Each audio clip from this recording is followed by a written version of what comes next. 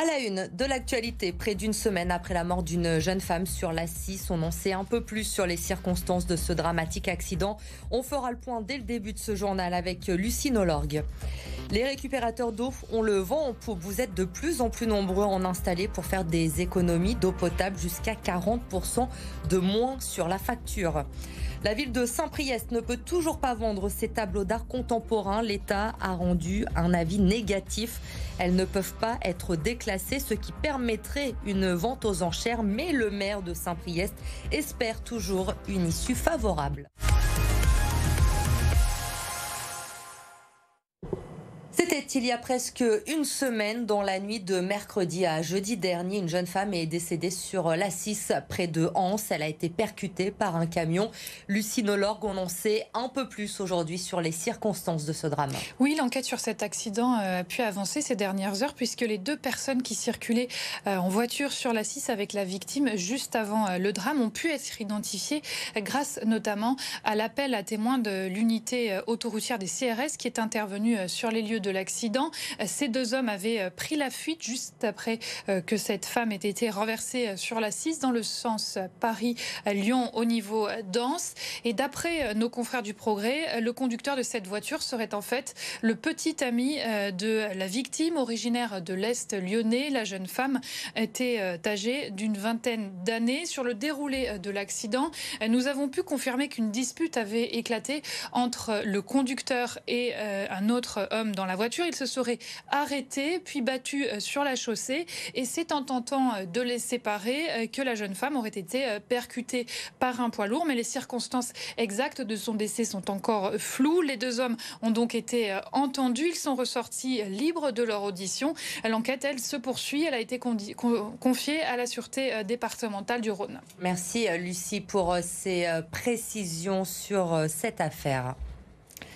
Le parquet de Lyon, lui, a ouvert une enquête suite à la saisine du préfet du Rhône. C'était hier Pascal Mayos qui a condamné les propos xénophobes et de haine tenus lors du rassemblement non déclaré de l'ultra-droite lyonnaise. C'était vendredi soir, un rassemblement après le meurtre de la petite Lola. Une enquête du chef de provocation à la haine ou à la violence à l'égard d'une personne ou d'un groupe à raison de leur origine ou de leur appartenance à une ethnie, une nation, une race ou une religion a donc été ouverte. Enquête confiée à la DDSP du Rhône.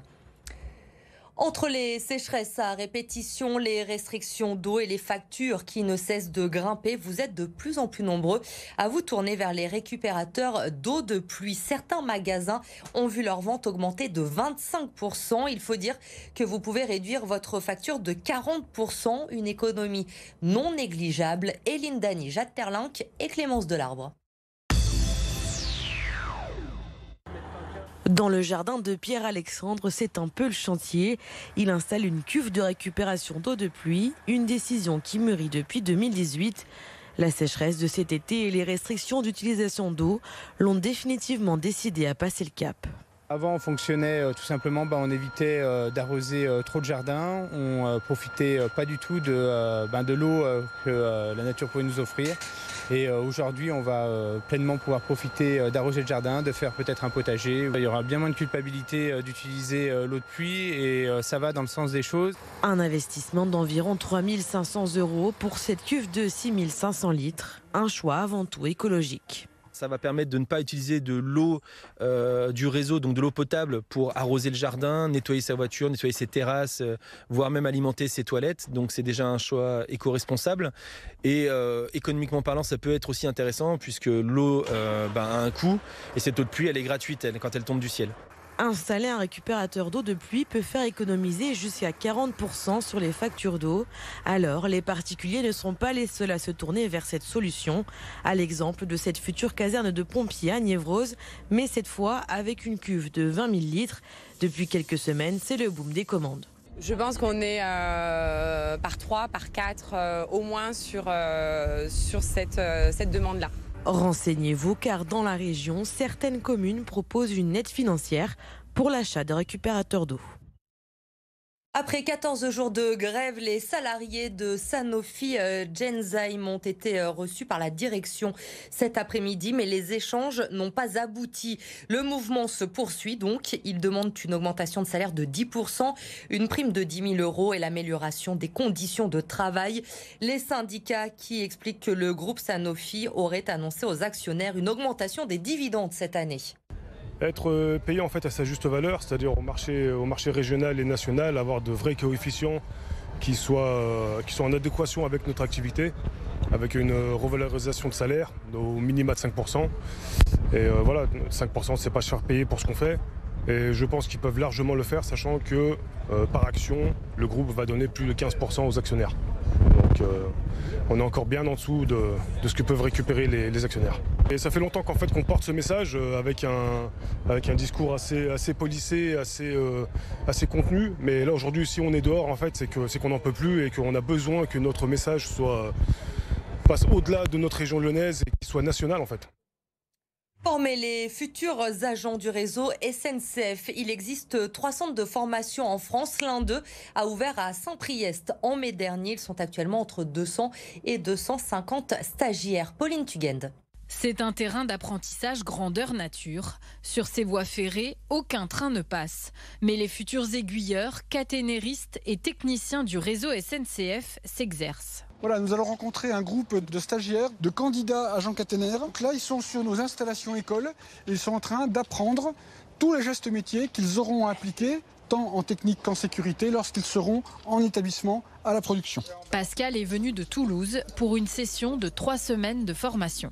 On met en place une connexion de répartition. C'est technique, oui. Il y a plein de notions à connaître. Et on le met en pratique avec le formateur qui nous suit d'en bas. On travaille dans de bonnes conditions, oui. Situé à Saint-Priest, ce nouveau campus ouvert depuis 6 mois est l'un des 3 centres de formation SNCF Réseau en France. L'intérêt, c'est d'avoir rassemblé ce qui était auparavant dispersé sur différents sites. Et l'autre intérêt, c'est de regrouper les différents métiers de SNCF Réseau ensemble, de manière à créer des synergies de formation pour que les gens se côtoient au cours de la formation.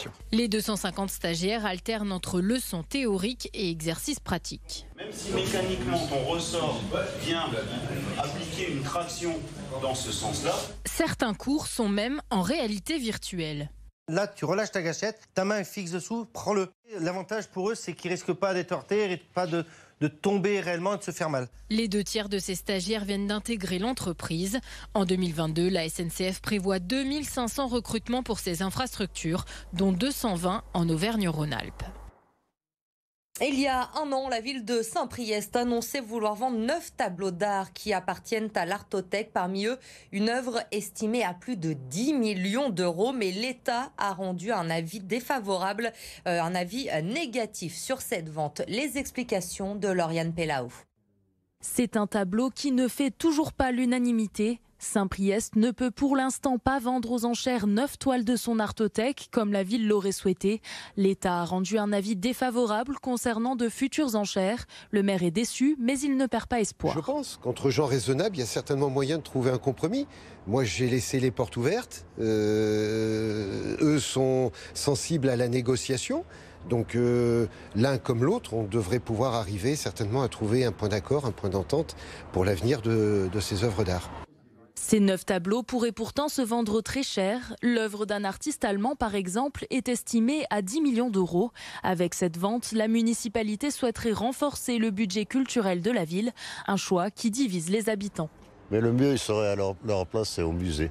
C'est mieux que les personnes y voient le tableau, comment il est, s'ils peuvent s'intéresser au tableau et prendre des photos, ou voilà. Puisqu'il appartient à la ville de Saint-Priest, que l'argent revienne à Saint-Priest, c'est tout. 10 millions, c'est dans le budget, ça ne doit pas être mal quand même. Pour l'instant, l'État refuse le déclassement de ces tableaux. Ils doivent trouver leur place dans un musée français.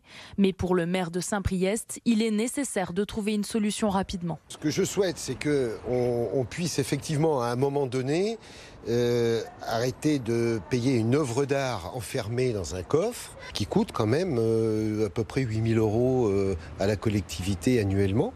de frais de garde qui ne profitent à personne et de pouvoir le vendre pour en tirer un certain bénéfice. Et comme je l'ai dit, l'argent de la culture reviendra systématiquement à la culture.